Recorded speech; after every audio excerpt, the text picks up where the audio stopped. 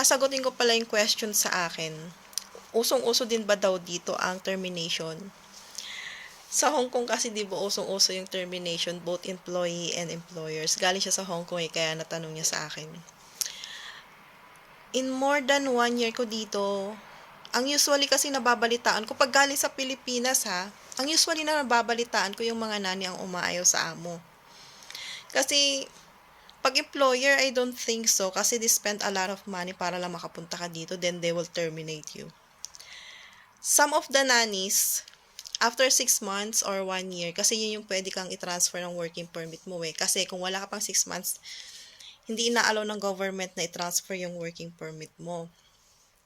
But you have to take a risk pag aayaw ka na sa amo mo kasi it's either they are willing to transfer your working permit or not. Kasi once na they don't or they refuse to transfer your working permit, magiging illegal ka dito.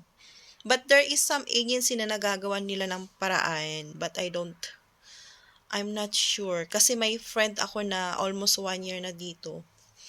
Naghanap siya ng bagong amo. And sadly, ngayon illegal na siya kasi hindi rin approve yung working permit niya. Nag-apply sila ng working permit without the transfer requirements from her previous employer. So, ayun na hindi siya na-approve. So, illegal siya dito. So, if you want to come here and you plan to change your employer soon or immediately, wag na. Pilitin yung tapusin ang kontrata nyo at least 1 year kasi ang working permit po dito ay renewal. Yearly po na nagre-renew. So, kung ayaw nyo sa amo nyo, pilitin yung tapusin kahit 1 year. Or much better kung tapusin nyo yung 2 years kasi hindi lahat ng mga nandito ay pinapalad din. Marami din dito na hindi pinalad sa amo.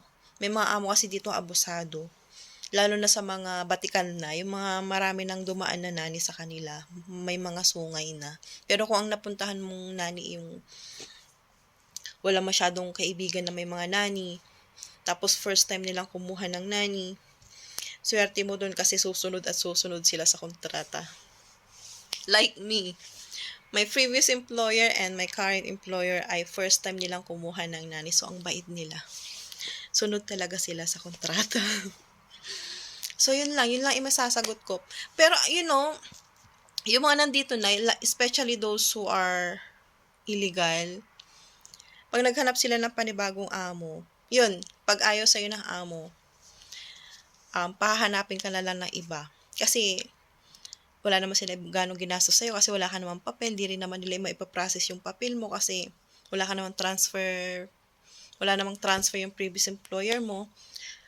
Kasi dito, pag naghanap ka ng new employer, nagbibigay sila ng 1 day tryout.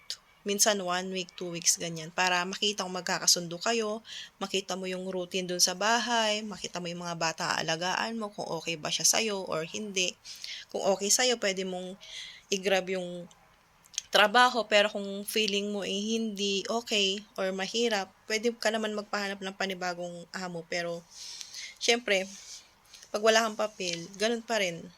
Maghanap ka man ng papalit-palit ka na lang ng amo. Pero, may paraan naman para maging legal kayo yung tinatawag nila amnesty. Pero, may time yung pag-a-apply ng amnesty kasi hindi siya lagi. So, ganun yung ginagawa ng iba. Or, may iba naman na nag-a-apply ng residence permit. May mga amo na i-a-apply kanila ng residence permit. After 6 months, pwede ka na nila i-transfer sa working permit. Pero hindi lahat ng amo. Kasi hindi naman lahat ng amo ay willing gumastos para maging legal ka dito sa Turkey.